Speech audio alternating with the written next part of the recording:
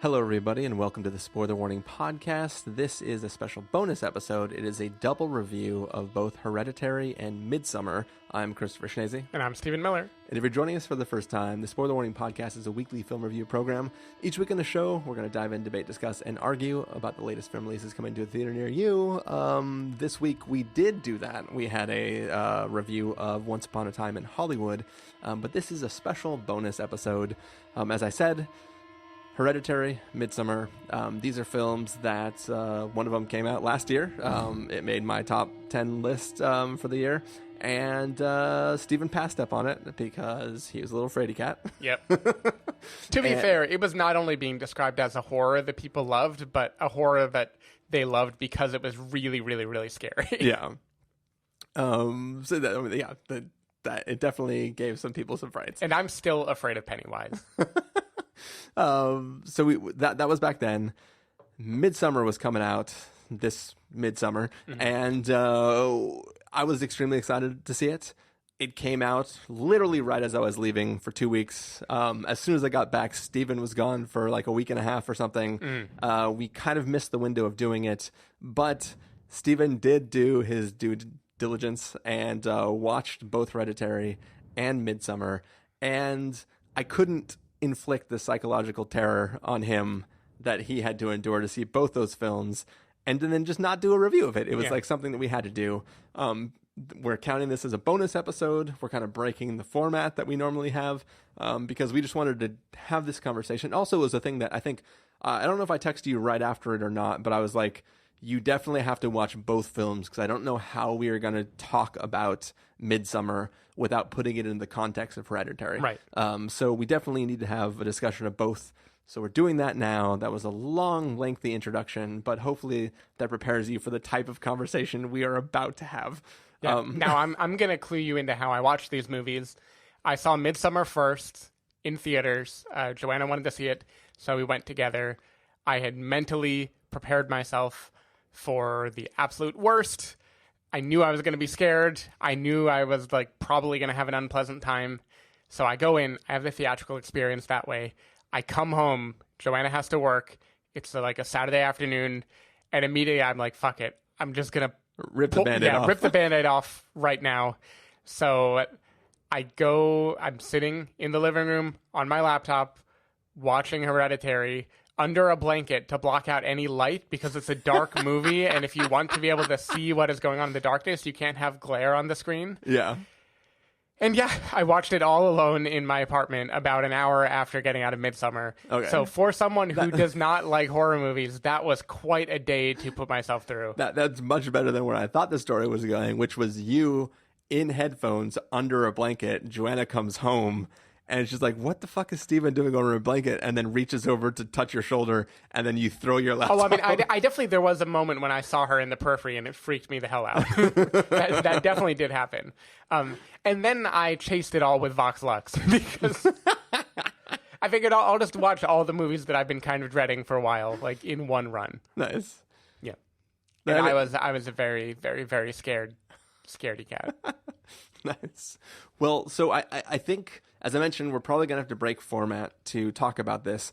I think what we should probably do, and you can veto me if you want, Stephen, is do a short spoiler-free discussion of Hereditary, short spoiler-free discussion of Midsommar, and then do one kind of combined back and forth sort of comparison of the two films and talk about our thoughts with full-blown spoilers thrown out, and just kind of I think the real meat of how to discuss these two films requires comparing them in ways that are fully spoilers. So I think the spoiler-free parts can be quite short for both. Yeah. So it should be okay.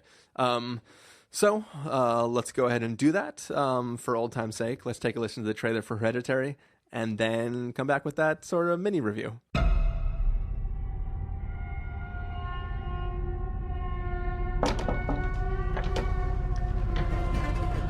Come on, Peter. It's your suit.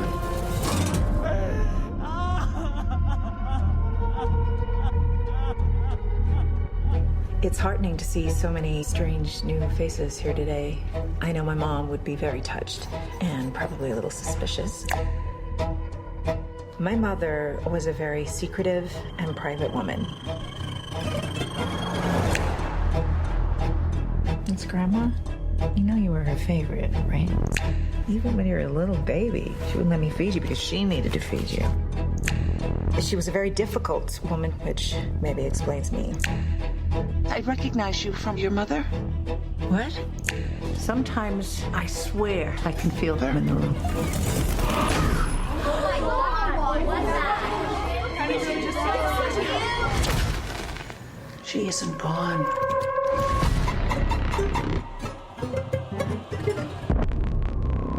She had private rituals, private friends. Who's gonna take care of me? You don't think I'm gonna take care of you? But when you die, She wasn't altogether there. At the end.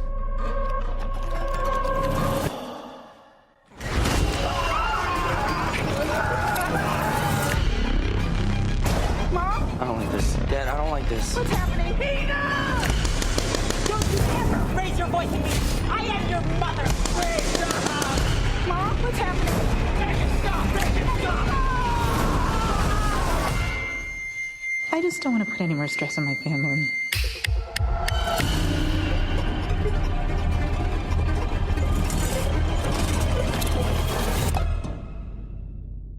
All right, so that was the trailer for Hereditary. It is sort of the story, if I can remember it, of a family who has had some sort of shit going on. The relationship through, I guess, the generations has not exactly been the strongest and the most loving. And yeah, it's sort of about grieving and strange happenings surrounding this family. Yeah. That's how I guess I'll say it. Yeah. Stephen Miller, what did you think of Hereditary? So I remember when we reviewed The Babadook, my problem with it was that everyone was describing it as if it were like a classic, amazing horror movie. And to me, watching it, it just didn't have that spark. Like, it still felt derivative. Hereditary is the movie that I think everyone else thought The Babadook was. Like, this is a movie that the moment I started watching it, something about Ari Aster's style, his way around a camera, his way of building tone, just made me feel like, oh, I'm in the hands of someone who knows exactly how to make me feel whatever the hell they want. And I think the movie does nail that for the whole runtime. I think, as will become a theme in our discussion of these movies, what I like most about Ari Aster is not horror, but it's everything else around the horror. Yeah. Here, the everything else is grief, and in particular, grief as it is kind of passed down like a family heirloom. The way it like weighs on people and weighs on places and makes them become suffocating and terrifying. And I think this movie, with all props to Toni Collette, I think, does such an amazing job of just inhabiting the like suffocating nature of grief. You are really watching a person unravel, and the whole film is built in service to it. And I think a very masterfully constructed way. When it becomes very horror-y, especially in like the third act, I still enjoy it for what it is, but it kind of feels like two movies being shoved together to me. Like, they don't totally click in the same way. And I think if I were an avid horror fan, I would love that mashing up. Because I'm not an avid horror fan, a part of me was like, why did I even need that other stuff? Yeah, what is I this could have had a lesser movie, coda that is not important to what the movie I was watching? Yeah, like, I could have had a movie that is like a Stephen Miller approved, I can watch it and not have nightmares for the next month. Yeah. And I could have still gotten most of the benefit of Ari Aster's filmmaking. So that was kind of my feeling there. I totally get why he went the way that he did. I think for like a midnight screening in a theater, that is perfect. Like, again, me not being a fan of horror should not be used to like discount what it is that he accomplished with it. Yeah. I just think he is so good at things that are less horror than more like psychologically unsettling. Like this movie, the first half of it could basically be Killing of a Sacred Deer or something. It's just like shit is going on with a family and they're dysfunctional, and we are watching that dysfunction, and the tension is suffocating, right? Yeah. I mean, we'll talk in spoilers about both of them, but there is a scene involving driving that just blew me the fuck away. I'm sure it blew everyone away in the same manner. And that being able to pull off that kind of like I don't know, he's a conductor and he's like firing all these different instruments at you at once, and he can just make them all build to one sudden crescendo and then silent. Yeah. It is very, very, very well done. That scene you're talking about, this is the only time I've ever not finished my food at an Alamo screening. And it's not that it didn't gross me out. This scene happens, and I covered my mouth, and I held my mouth covered for about 10 straight minutes, and then I sort of just sat back down in my chair, and I could not unthink of what all of that meant and think about being in that situation and how you just ever recover from it. And it was one of the most like psychologically shocking moments I've ever seen on film. And I just like was like, it was masterfully done. You're like, I only finished the top half of the muffin. I can't. No, like literally, I had like the crispy chicken thighs or whatever it was, and I had bitten one of them, and the guy came by at the end of the movie. He's like, "Oh, should I box it up for you?" And I was like, "Huh? Yeah." I can see that. Yeah, I mean, it definitely. That is great, and that family drama I think is just so good, and it still would be horrific. Like that movie would still be disturbing, but I just think it would be I think it would be better than the end result with them all mashed together. Yeah. And I think too, like the reason why that film, so obviously it made my, like, I think it was my number 5 of the year. I don't remember exactly my placement, but I really loved the film, and it was the combination of some imagery that stuck with me for a long time, and just the concept of what was happening, as I said, that really just stuck with me. And also just, I have not seen a film with some of those, the pain and like the hatred and the maybe love between family members. Like this, like I'm still upset that Toni Collette didn't get the Oscar for the role. Just like there are scenes where she is screaming at the dinner table with her family that like had tears streaming down my face and just like wrecked me. Like I have never seen a family fight the way they do in this film.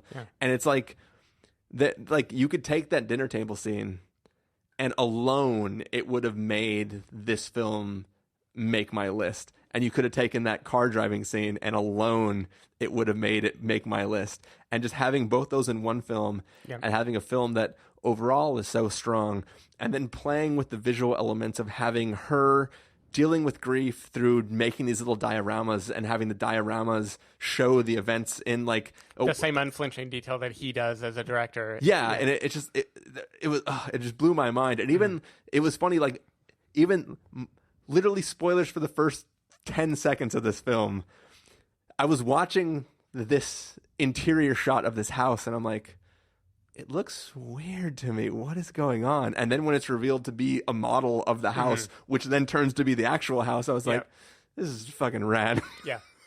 No, it definitely is. And that I totally agree with all the acclaim that Toni Collette got for that performance. And man, between this and Midsommar, like he's got some good screaming howls of grief in his movies. Like he really does. He gets like, he finds actresses who can like really emote the like, it goes beyond acting and becomes an almost like a primal howl of something. And yeah, that shook me pretty hard in Hereditary. Yeah, and I think we'll save it for more spoiler conversation because I will make connections to that between the two films. Yeah, me too. But yeah, so I mean, are we satisfied with? Or I guess so verdicts. Obviously, it's a must see for me. What would you give Hereditary? Yeah, I mean, if I weren't me, I would call it a must-see. Because I am a horror wuss, I would give it a strong recommend with a caveat. I think there is a ton of great stuff going on in Hereditary. I don't think the more traditional horror elements, and I don't just mean the way people who criticize the end of the movie mean, where they like, I don't want to give spoilers, but there's some where they're like, they don't like the tone because of something else. For me, it's just like, I would have liked this movie without jump scares because I would have enjoyed the family drama much more if I didn't also know there's like this threat of creepiness lurking around every corner. So for me, that's what would bump it down. As we will see in my next review, I'm fine with people going all out in kind of ridiculous manners. So it isn't the over-the-topness, it's the horror aspect that I have trouble with. Cool. Well, we are now going to transition into Midsommar. So let's take a listen to the trailer for Midsommar and then come back and give a mini review of that. I told you that I want to go to that festival in Sweden. Oh, you said it would be cool to go. Yeah, and then I got the opportunity and I decided Look, to do it. I don't mind you going. I just wish you would have told me. That's all. Dude, she needs a therapist. You've been wanting out of this stupid relationship for like a year now. And don't forget about all of the beautiful Swedish women you'll meet in June. Okay, guys. That's not her again. Seriously? Babe, what's happening? Danny. I was so very sorry to hear about what happened. I'm sorry.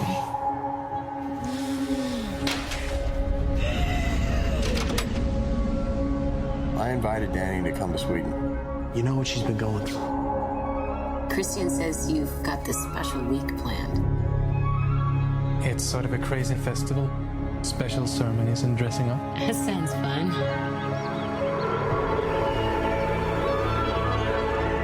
Unbelievable. Welcome and happy midsummer. Skål! What time is it? 9 p.m. That can't be right. The sky is blue. This is what 9 p.m. is like here.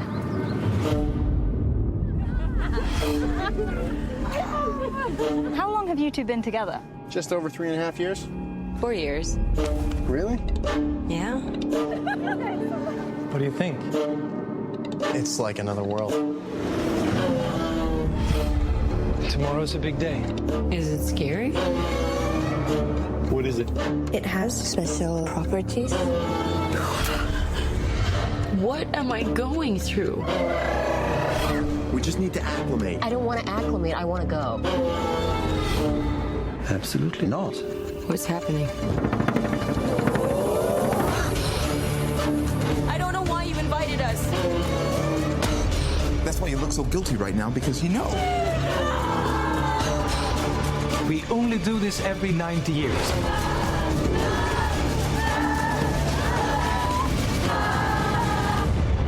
I was most excited for you to come.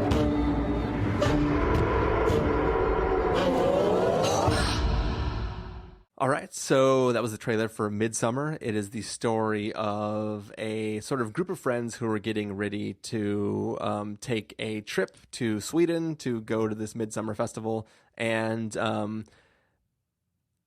one of the characters' girlfriends has experienced some family issues, let's say, and he is sort of the relationship is already strained, and he decides to bring her along on the trip to hopefully kind of give her a chance to sort of relax and unwind in this place in Sweden. And they go off on this trip, and they kind of go to this commune where this Midsummer festival is about to begin. And that festival may end up being more than everybody bargained for. Steven, what did you think of Midsommar? I actually quite liked this movie. For the most part, I liked what this movie was doing. So I think, and we'll get into similarities more specifically in the next part. Much like Hereditary, I think this movie is at its best toward the beginning when it is about human emotions being heightened by virtue of the filmmaking. In this case, I think the opening of Midsommar is perfect. I think it's masterful. It's basically the story of Florence Pugh's character is living away from her family. She is in a relationship that is clearly like on its last legs, and so much is communicated very, very, very quickly in that opening about where she and Jack Reynor are, where they are not anymore.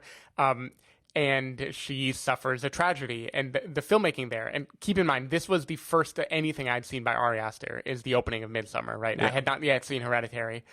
The way the camera moves around her family's house and like builds dread about place, and just like anything could be lurking anywhere, and you just know from the language of the filmmaking that something terrible is happening.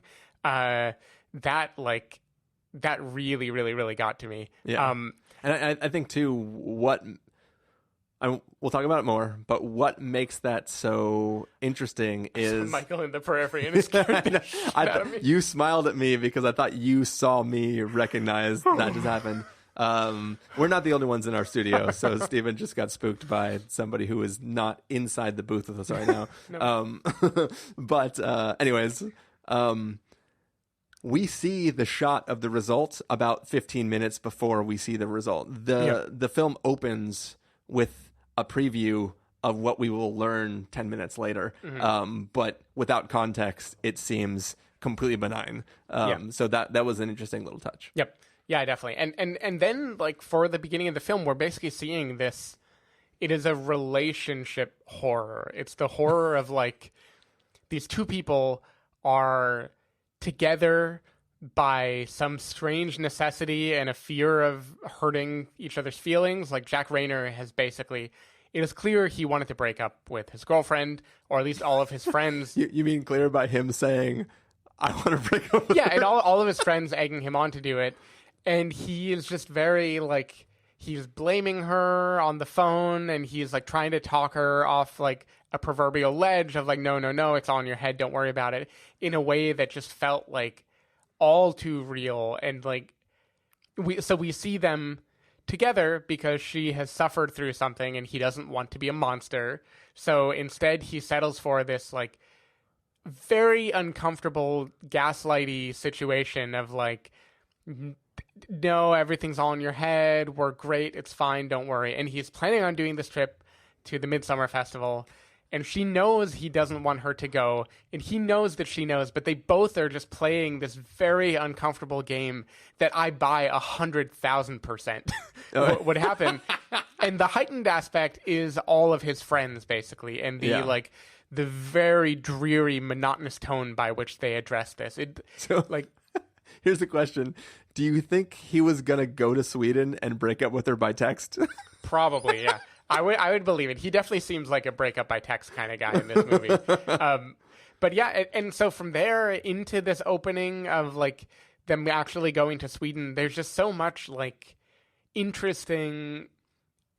It's the same thing Hereditary did, where it's, like, taking a real human emotion that can feel suffocating and just, like, bringing it, making the world be that thing instead. And I feel like there's so much that goes on there where everything is a little drear. It's like bright and it's disorienting and it feels like it should be happy, but then you don't feel happy because nothing is quite right.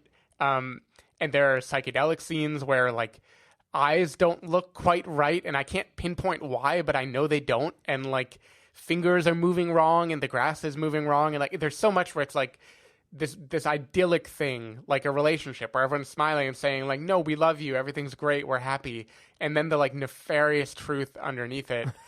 I thought that was, like, really, really, really interesting. Yeah. And I like, from there, the movie basically becomes a not horror movie. Like, to my delight, I realized pretty quickly this was not going to be a movie of, like, many jump scares. That isn't the tone that it's trying to strike at all. But more like a kind of beautiful mingling of, like, things that look really pretty and things that are really disturbing and violent, and it's all just this kind of, I don't know, symphony to, like, emotional dissonance. And I really like it in principle. I think it is way longer than it has to be. I think if he trimmed, like, 30 or 40 minutes off of it, he would have a much more tight film that still does everything that it needed to do. But I was pretty happy with it. I think just the filmmaking, again, he is so good at figuring out how things should look and feel that I didn't really care whether or not it was building toward anything. So yeah, I was mostly pretty positive in this movie, and I know you were not, as I see the look in your eyes. I was going to say, Steven, if you had to wager a guess what I thought of this film, what would you guess? But you hated it. So for about 35 to 45% of this film, I was 100% on board with everything this film was doing. some of those grieving moments and those hearkening to tragic events in somebody's life felt lesser than Hereditary to me, but I was still sort of on board with what they stood and how the characters reacting for him. Once the world started to unravel in the film, I actively distested this film. I have read a million articles. I have watched a million video essays on YouTube. Obviously, I'm being slightly facetious, but Ari Aster is an interesting person. He cares about doing things visually that I can, at face value, appreciate. The problem is this film works as a 3-hour music video, but lacks any sort of cohesive narrative at all, in my opinion. And I think that he was more concerned with this metaphor of a relationship crumbling and feeding in as much foreshadowing as possible, as much symbology and like these things and like paint. Like the writing is literally on the walls for this film. Yep. And there are long shots where it's panning over, this is the next part of the narrative you're about to watch. And all of that stuff is striking visually, and the way he's weaving these things together are interesting, once again, for a music video where it's supposed to be abstract.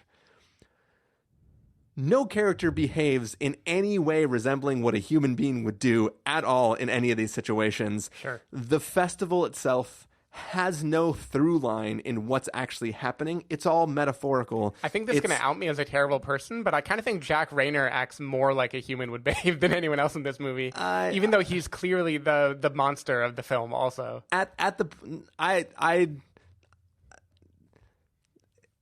He feels like... And also, there was a lot more stuff shot or written with him because he found out through interviews after the film was released that he was a monster. Yep. He thought that he was going to be a better character than he was, at least from the quality of human being that he was. So, so beyond that point, what I mean to say, though, is just that, like, Ari Aster is combining things that are symbolically relevant from various cultures and taking these things and trying to create this strange cult and this weird religion or whatever you want to call it. But there is no explanation for the festival or what's going on. There is weird things where if you take it on its own face value at what the characters are saying it means, the characters who live in this commune, the fact of what they're doing to the outsiders is in direct opposition to what it is they're saying their stated goal is for the ceremony they're performing. And there's so much stuff in this where it makes me angry that I'm being forced to watch this for 3 freaking goddamn hours when it just feels like a mishmash of all these different things. And we'll get to it more in spoilers, but I found it incredibly grating when it was, we're going here, things are strange, we're here to participate in the things, stuff's starting to get weird, where's this going? I was like, yeah, where is this going? Yeah, give me more of this. And then once it was like, oh, it's just weird shit, and then the thing with the Blood Eagle, cool, gotcha. And then it just became a thing where I was like, you're just showing me stuff which doesn't matter. And it just made me angry. I totally get it, and I would have bet lots of money the moment I ended this movie that you would not enjoy it. And I also don't think it's perfect. Like when I say he could have shaved 40 minutes off it, that is for real. I do think though there's an element of, it was present in Hereditary too, of taking what you think you know about where a scary movie is going and purposely flipping it on its head. In Hereditary, it was the idea of, oh, we are watching the creepy little girl movie, right? That's the thing we're doing. And then there's a moment when he's like, nope, that is not the story I want to give you anymore. Yeah. And here, the folk horror in general, it's kind of like you already know what is supposed to happen in this movie. You know everything. Nothing is going to be a surprise anymore. We're gonna show it to you. We're gonna telegraph it to you. You're gonna go to this commune. Of course, they're like pagan. Of course, terrible things are gonna happen. Of course, there's gonna be violence. Why am I stretching this out so much?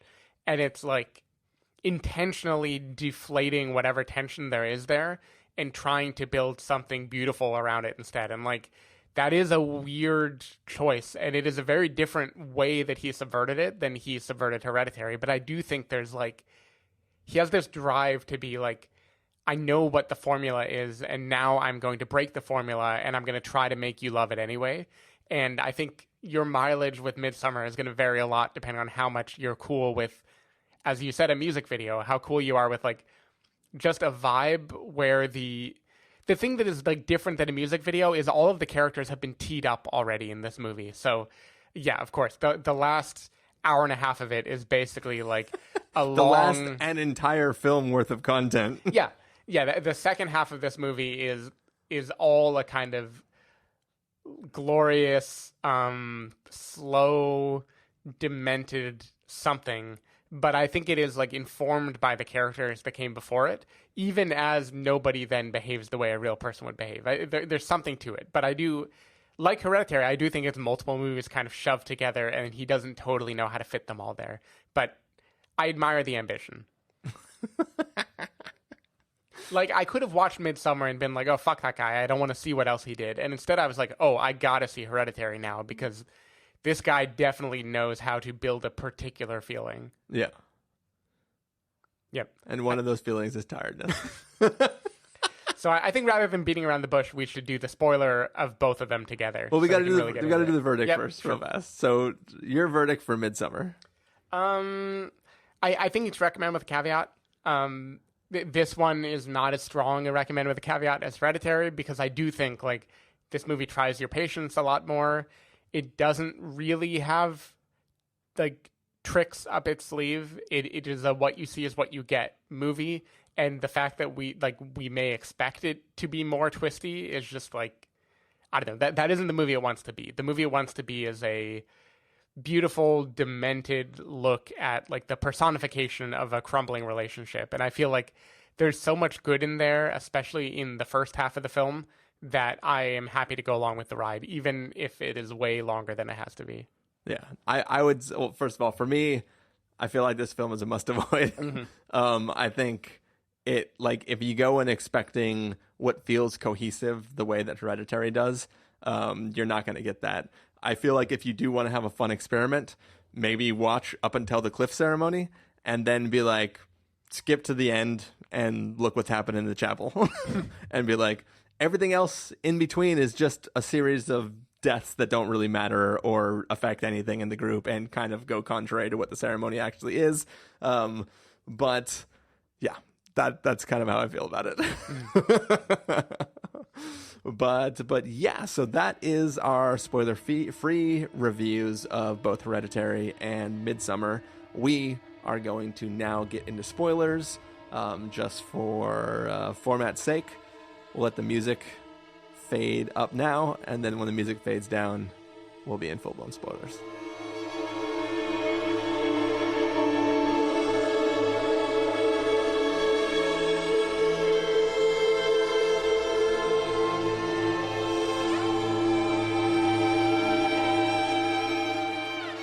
All right, everybody, here we are. This is combined spoilers for both Hereditary and Midsommar. We're sort of gonna be diving into how Ari Aster kind of does how he tells his stories, how he visually presents his narratives, and you know, what these films gave to us, I guess, in different intellectual ways. Masturbation. Yeah, nice. And yeah, so we're gonna do it. Why don't we start by maybe comparing the moments, the driving scene, and Toni Collette's reaction to that, mm-hmm. and what's his name? Wolf is his name? Alex Wolff. Alex Wolff. How Alex Wolff responds to that situation, mm-hmm. To the reveal of the sister's suicide / murder of her parents. Yep. And how that is revealed, and how Fighting with My Family reacts to it. Yeah, Florence Pugh. I mean, I think you like you said it all right there. The through line that both of these movies share very strongly is like in the intense agony of grief and the way it can spin you wildly out of control or numb you or both, right? Yeah. Like that is the suffocating thing that he is interested in both these movies. Like after the daughter is decapitated, like fucking decapitated in Hereditary, Alex Wolff shuts down. He numbs himself because what else can he do, right? How can you even live after this situation? You just gotta keep moving forward and don't think about anything. And Toni Collette is this like howling, feral sort of grief after that moment, right?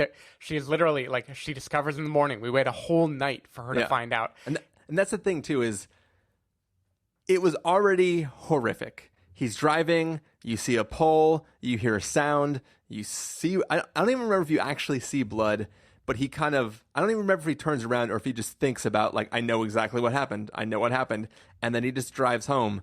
He gets out of the car. He walks into bed. The camera diffs with him as he falls into the bed, and he doesn't sleep. He just stares blankly because he's fucking traumatized. Mm-hmm. And they're like, in that moment, it can't be, but it feels like an unbroken take of him getting out of the car, going into bed, and just laying there while we wait for the sun to rise. Mm-hmm. And in that moment, I'm just thinking about if I was driving that car and that happened, there is no knock, knock, knock, Mom, I accidentally decapitated my sister. Yep. And she's gone. Also, the body's in the car out front. Mm-hmm.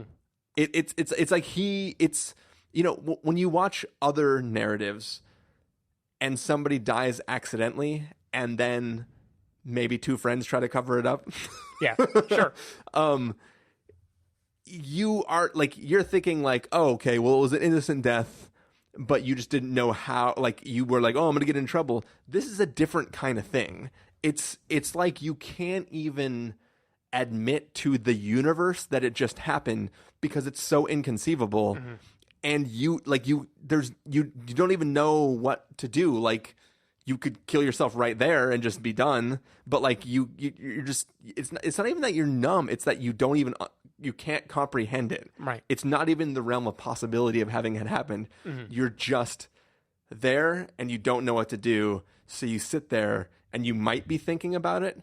You might not be thinking about it. You might be worried about how somebody can react. You might be trying to understand how it even happened. You might be trying to rationalize that if your mom didn't make you take her to the party, it never would have happened. Mm-hmm. You might be trying to rationalize that if you didn't try to get high, she wouldn't have been eating the cake with the nuts in it and she wouldn't have had the allergic reaction. Yeah. There's like a million, you cannot conceive of all the iterations of that evening that could have prevented that from happening, or how it just overloaded my brain. Yep. And in the theater, as I said, I cupped my hand over my mouth and was shocked. And just watching it happen. And then you never see it. You just hear Toni Collette get up. You hear her go out the front door. And you hear her reaction. Yep. There is no way you could have watched her react to that in real time and it would have worked. But knowing what is happening, you imagining what she's seeing, and you just having to experience it through looking at him in bed, not being even present anymore, knowing the strain the family's already in.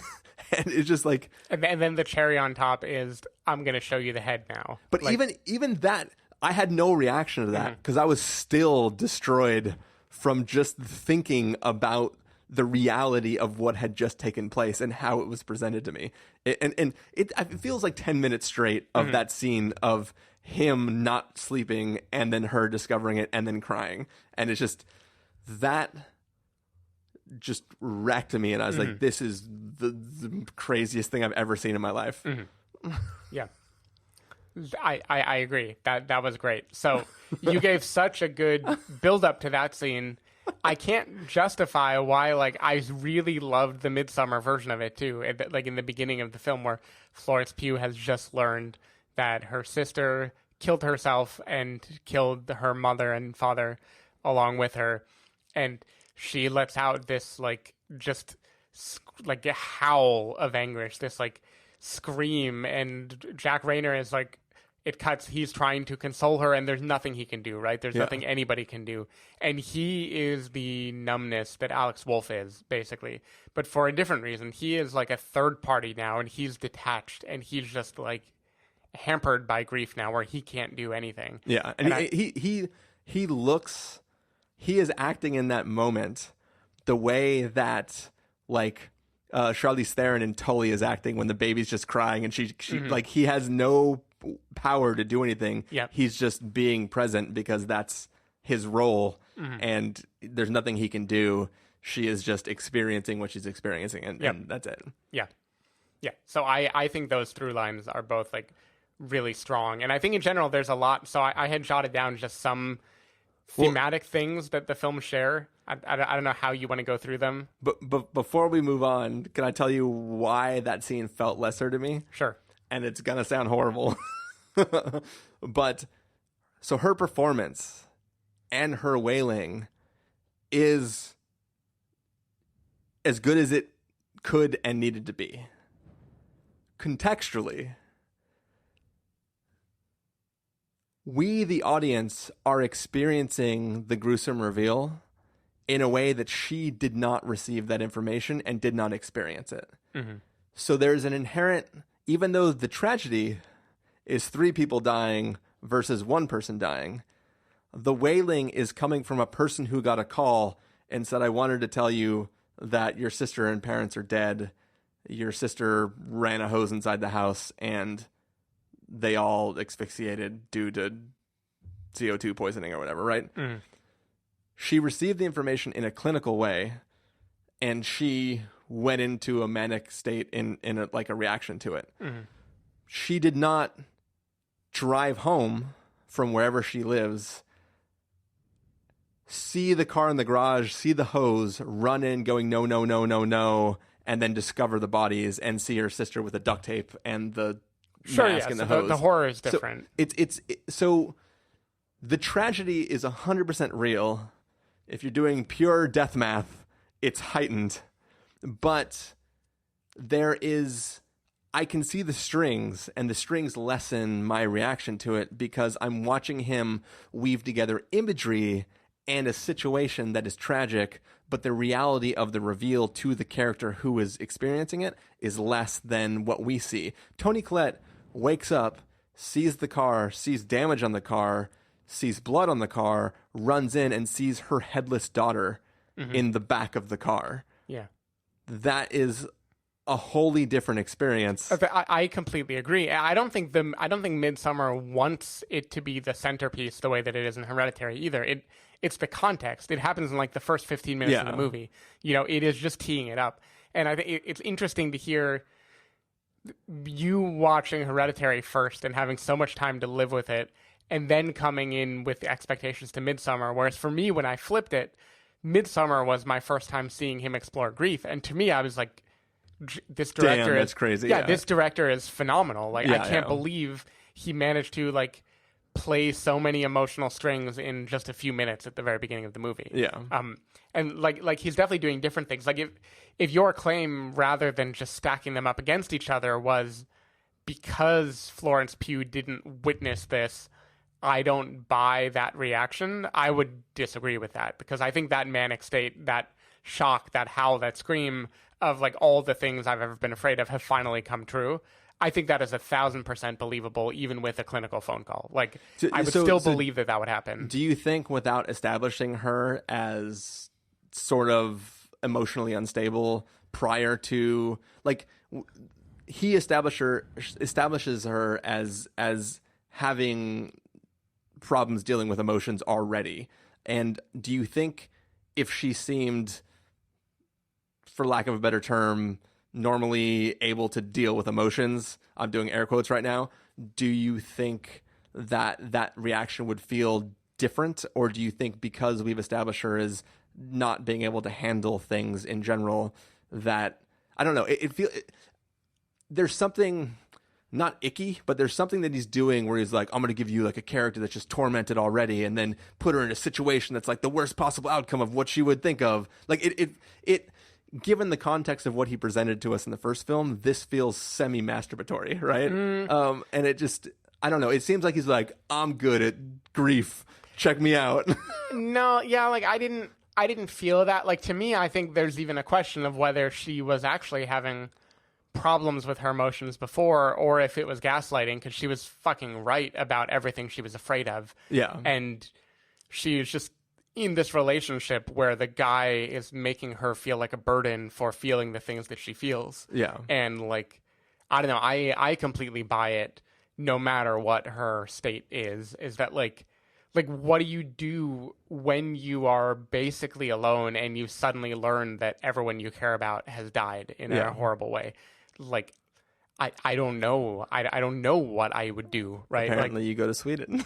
Months later, like I don't know. Do you cry? Do you scream? I feel like whatever the realism, like, Ari Aster wants grief to be let out. He wants it to be this like feral animal thing that has to get out. And I thought it was a really powerful way to open a movie. So, like, maybe if I flip the order that I watch them and I think of him as the grief guy, then it feels too easy, but that is definitely not how I felt watching it at all.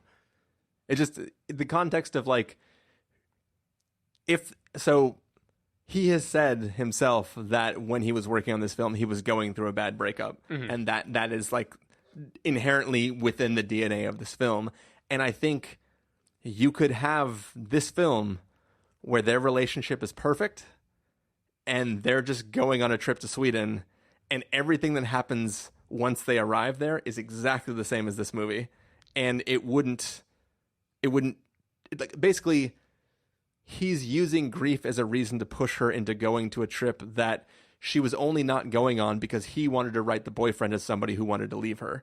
Mm-hmm. And I think that if the boyfriend didn't want to leave her, she could have been going all along, and you wouldn't have to have the tragedy as the reason for her going.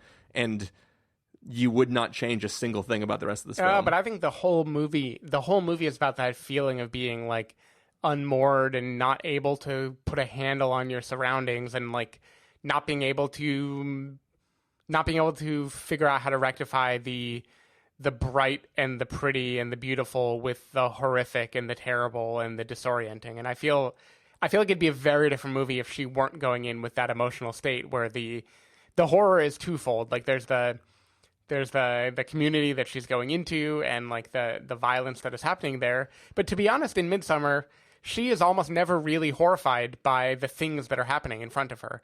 I mean, there's the scene when people jump from the cliff, and every other guy there has a kind of vocal reaction of, like, oh, holy shit, what the fuck, what's going on? Doesn't she, like, run away and throw up? Yeah, I mean, she feels sick, but from her, like, she spent the movie already having these, like, aftershocks of grief where she has trouble handling things that remind her of the tragedy that happened to her. But she never seems to, like, resist it or fight it or try to stop it in the way that other people are doing. I feel like for her, like, the primary conflict of the movie is it's said in the movie, like, she isn't being carried. Like, she has this thing, she has this grief, and she's been bottling it up inside, trying to keep it in because this relationship she's in has told her, like, this thing I have is bad and it's a burden and it's going to destroy him, and the only way I can make it better is to live as if nothing were going on anymore. And I feel like that, like, the suffocation of that, I feel like, is a through line in all of the crazy shit that happens in Midsommar, because she is there, and I feel like the audience is with her in that kind of, like, stifled emotional thing. So yeah, I don't know. I think Midsommar would be a very boring movie if not for the context of the grief and the bad relationship that were infused with it. Because I feel like then it would just be the cult is doing crazy things. Oh, look, they did crazy things, the end. And I feel like instead, like, the DNA of the movie is infused with the disorienting feeling of, like, not being able to let something out that you have to let out. So even So let me revise my supposition or whatever. But like, so basically, imagine the grief is still gone, but the relationship is still in crumbles, and the Swedish friend who is sort of like he's weirdly too forward with her. Yeah. He's like, oh, I'm so happy it is you that is coming on the trip, and like, there's very much what in any non-horror film would be this sudden fling that is evolving between these two characters that is causing her to reevaluate the relationship she's in that's already in crumbles. And you could still have this crumbling relationship metaphor going through the story, but it wouldn't require her sister to do like a murder suicide. I agree, but I think the second thing the movie is doing, and it's really captured in there's a few pivotal scenes, the biggest one being when she starts crying, because, to be honest, not the right reason to cry. Like, Jack Reynor has clearly been drugged by an actual spell so he can fuck this girl while a bunch of people watch. He's not in control right now. She knows he's not in control right now, but she has just walked in on him doing that thing, and now she is in agony, and like, everything comes out. And it's not just her sadness of the relationship, I think it's the tragedy. It's everything else in her past. She is screaming, and she's now with this weird community that scream with her. Yeah. And I think that fits with what that guy, Pele, I think his name was, says before about, like, you know, your boyfriend he's nice to you, he's there, but is he carrying you, right? Is he like sharing with you? Because in our community, we spread the feeling around. We all feel what everyone is feeling. And I think, like, for her, the grief, the thing that she's letting out in the end, that the whole community is feeling with her, is a combination of the relationship ending and of the grief that she's feeling about her family. And it isn't perfect the way that it's glued together, but I think both components have to be there for it to kind of work the way that it works. So do you think if you were grieving and unleashing all of your emotions in this guttural cry, and a group of people from this commune started crying with you, do you think, as a human experiencing that it would not feel the way when you pretend to cry when a baby's crying and you mock them until they stop crying? Like, I feel that, like, you, as, like, once again, it's all about strings and metaphors versus reality. Like, I feel that these things work in a video essay or a written essay, unpacking what all the symbolism means within Midsommar, but I don't think they work for real if you apply them to the real world. So I agree, and that is a wrench in the idea. Is I thought the scene was actually pretty moving, so I was willing to take away whatever realist lens I have and be like, I love the idea of this. Yeah. But of course, in the context of the movie, they aren't actually sharing her sadness. Like, they don't know what she is grieving. Yeah.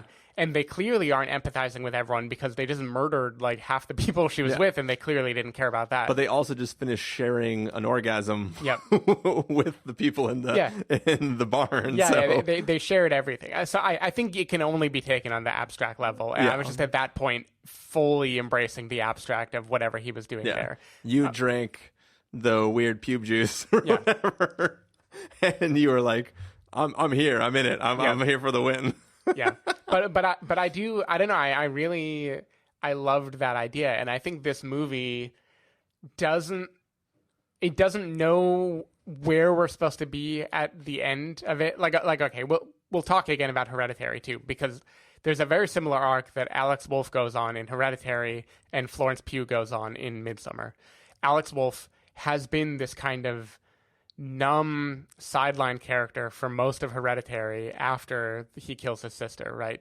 He's barely there. He's just trying to hang on. He doesn't get much of a personality anymore.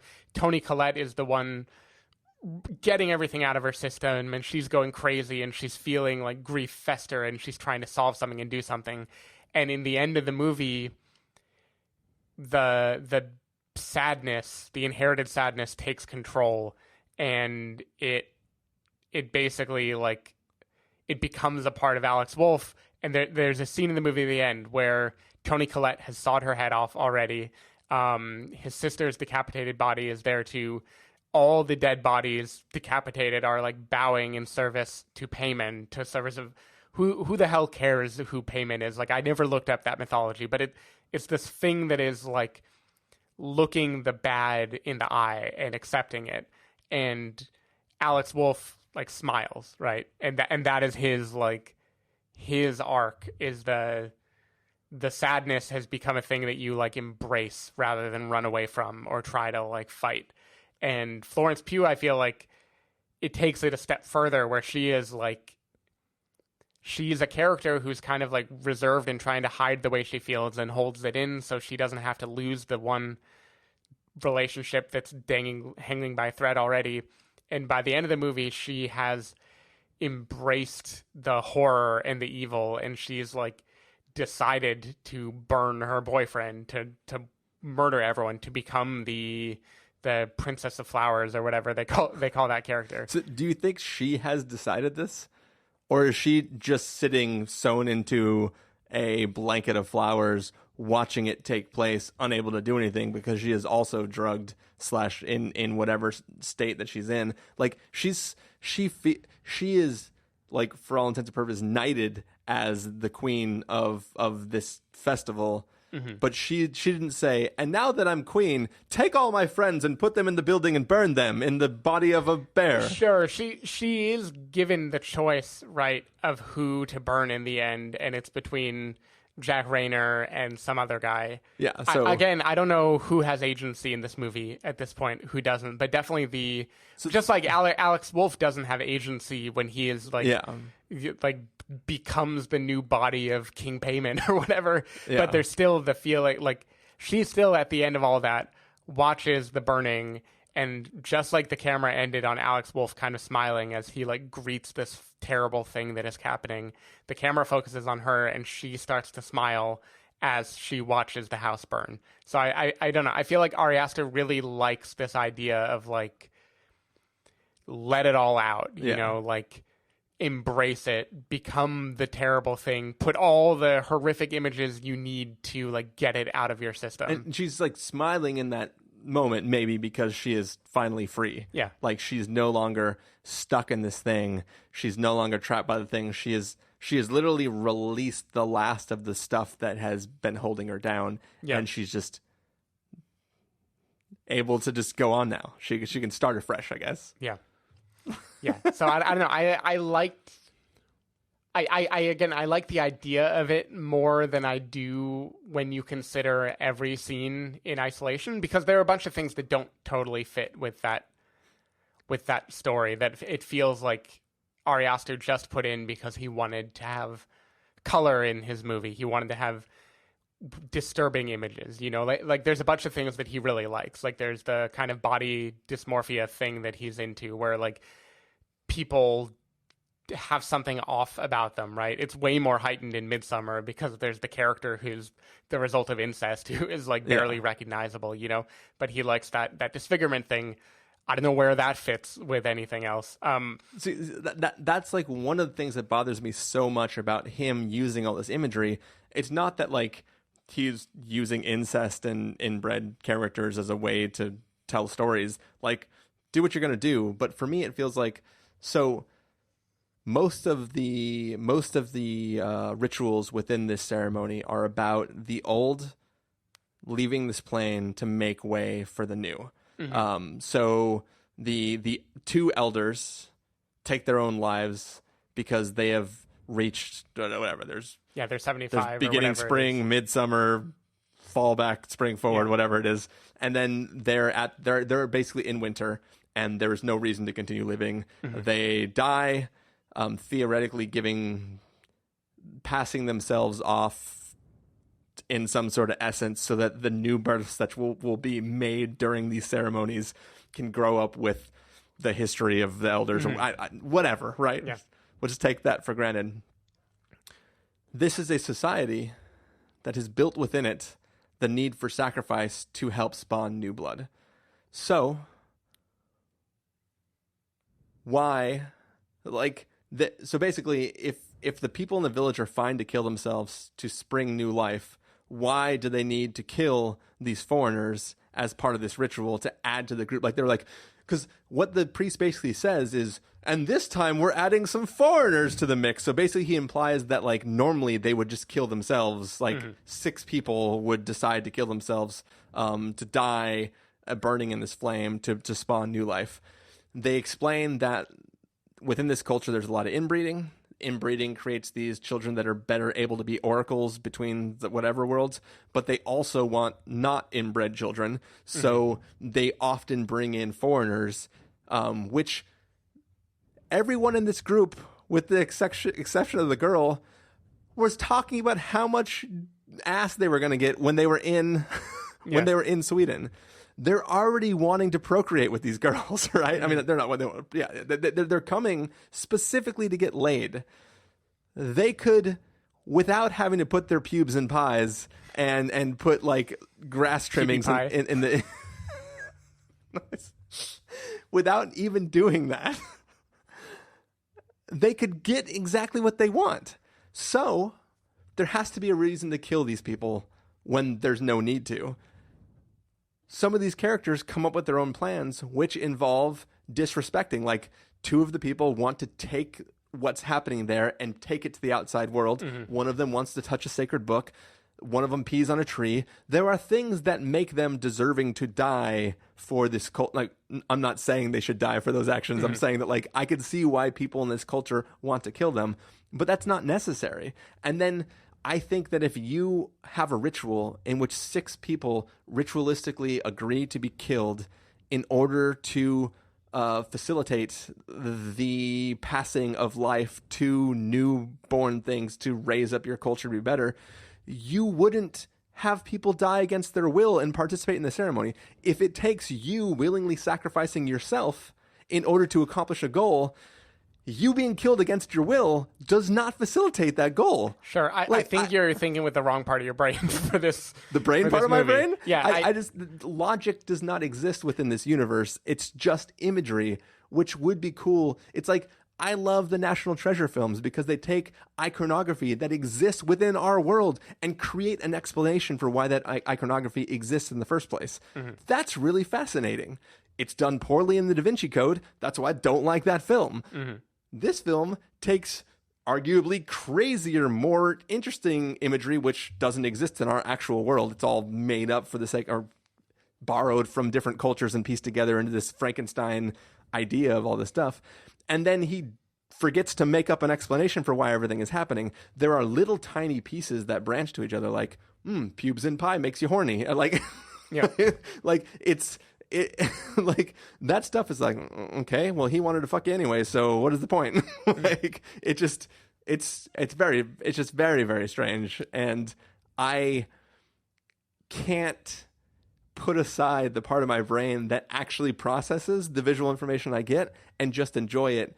But like I said, I've watched like a 10-minute thing where it's like, he has this character that's an up arrow and she has this R that's backwards, and then that means she is blah blah blah, and that means his arrow thing. And then you see on this rock where the 2 people kill themselves that there's the R and there's the arrow, and they're both putting blood on them, and then there's a symbol that means this, and then it's like, I'm like, cool, that sounds like he tried real hard to do that. And then I go, but what does it all mean? Fuck all. So yeah, I feel like the symbols are enough on their own. And like okay, you're talking about the logic of why they would murder outsiders. And I don't totally remember if every time they come, they manage to bring outsiders too. I forget if that is implied or not. Because clearly Pele really wants to bring them. And it's clear that like his mission sort of was to get outsiders, just like his brother got outsiders. Like, so I don't know that this is the first time that has happened, or if that is a part of the ritual too. I'm not sure. But the general feeling of like I feel like what we're seeing with them is they embrace death in a way that is weird and foreign to our sensibilities, right? Yeah. And they do that on their own, like when they all watch the people diving from the cliff, and Ari Aster, much like the head in the last movie, focuses on the face getting bashed in. Also, that guy's a real dumb. If you want to kill yourself, you do not go feet first. No, yeah, you definitely don't. He fucked up. I like that there's just a giant fucking has he hammer. not done this before? Yeah. Maybe that's the part, is the woman face first on the rock, the man feet first on the ground, and then the hammer is there. Yeah, maybe it all goes hand in hand. But either way, like, so yeah, they embrace death among themselves, and they also pass death around willy-nilly to the other people, right? They are totally happy to be all smiles and murder these trespassers, these people who have come and done things that they weren't supposed to do. Yeah. All of those combined still present a kind of second path for Florence Pugh, as opposed to basically she can either live her life as it is, where the tragedy that happened to her is unthinkable, she just has to bottle it up forever, or she can embrace this different life where death is given a purpose and a reason, and it is like shared and looked upon in a fond way. And I feel like, just like Payman in the last movie, where like everyone is dying, right, and they're being murdered just so they can like bow down in the right formation and build an altar in the treehouse, like she is getting a chance to like look at death as a thing that is like beautiful and fine and good, and like refashioning it into something that fits in a bigger picture. And I feel like that general idea, even if like the logic of why the cult does what they do, like in what fucking cult movie does the logic of why they do what they do matter, you know? Like, I mean, the logic of the Manson family doesn't. Baby. The Manson family doesn't make sense. Like their own logic of why they do things. Like, well, I mean, they were fucking insane people who did crazy shit. Like they thought they were going to go to the desert and live in a hole, thanks to a Beatles song. But yeah, I don't know. You can't apply logic and reason to them. But this is a whole religion founded on like a sacred book of teachings. Mm-hmm. Yeah, like to me the thematic elements were way more foregrounded, and I feel like the why of like why do people act a certain way in a moment, it's like, this is not that movie. This movie is definitely not going to give you that. Oh yeah, and I do feel like there's just it's interesting to compare them even just on stylistic grounds. Like there's so many things that happen in both movies. Like there's abrupt transitions, time to a sound effect. That's like a big thing in Hereditary and a big thing here. The camera kind of like snakes around places. Like the opening house in Midsommar is a lot like the house in Hereditary, as this like place where evil could be lurking at every corner. Both have scenes where a camera turns upside down in a hallway or a road and shows you this like disorienting version of the world as it's like tilted. They both try to show you like the feeling of like what it's like to lose your grip on reality, and like how do you know if you're crazy or if the world is crazy. I feel like there's just a lot there that he is playing with in both of them, and he really also is like very interested in men and women, and in particularly in like men being pieces of shit, and grief as like a particularly like a female cross to bear, and like how do they deal with it, where the men in their life try to kind of like downplay it or negate it. Like like the husband in Hereditary is pretty much his whole role is like, I don't believe you. You got to stop feeling this way. You got to stop acting like this. You're acting crazy. No, I'm not going to listen to you. I'm not going to do anything about it. And Jack Reynor is taking it to another extreme here, where he's like, let's pretend nothing even happened. I'm going to completely stonewall you whenever you try to approach any subject that's real. Yeah. And then like both of those ending in like, I don't know, in like embracing something else to try to numb the pain of grief, like worshipping King Payman at the altar of death, or like worshipping this crazy Swedish cult that is gonna like give death meaning. Like, I don't know, I feel like he's playing in a sandbox of a bunch of like really, really interesting things, and I don't know what personal shit he has to get out, but it feels like he hasn't gotten it all yet. And somewhere there's like a cult and death and grief and eye holes being cut out of a face and like all these things that are just like haunting him that he puts on the screen. Yeah. And I'm interested in it. Like I'm still interested even after 2 movies. Yeah, I guess for me, like one of the reasons I wanted you to see both films and not just talk about Midsommars, I feel like he got a bunch of praise for the first film and was like, nah, you haven't seen nothing yet. And then like went full bore into his next film and just like was like took all the wrong parts of Hereditary and just took them up to 11. And I think for me, I can't watch it in a vacuum. I can only see the elements he's carrying forward from Hereditary, and I don't like what he's doing with them. And I just like it just frustrated me. And maybe if the film was 45 minutes shorter, I would just be like, oh, I didn't like it as much as Hereditary. And that would be like the worst thing I could say about it. But because he extends all of this stuff that I don't like for so long and goes for it, like just like love or to hate it, he's knocking whatever it is out of the park. Yeah. And I just, it feels like I want more tactical execution of the imagery, and what I got was just like, check out all these books I read about friggin' Norse mythology and like runes and shit. Did you like naked old people for 2 seconds in a dark hallway? How about naked old people everywhere? Yeah, it seemed it was one of those things where I knew pretty far before the ending that the film was not going to bring it around for me. And I was just there and having to finish out my time in the theater. And it never really could bring me back with what it was doing. And I'm happy for her journey as a character and her ability to let go of everything that's been holding her down. But I also don't know where, like, the elders ran all the stuff in this. Who teaches her to do the ceremonies now if she's like the queen till next? Like, I can't watch a film like this and not be like, all right, explain to me this religion. Let's pretend like I wanted to join. Make me believe it. Like, there's nothing he can do to make me feel like there is a full-fledged idea about who these people are. Dude, if Alamo Drafthouse served mushroom tea to go along with this movie, you'd be all about it. It might be a different film. But yeah, I'd be like, the movie was crazy. I couldn't feel my fingers. Yeah.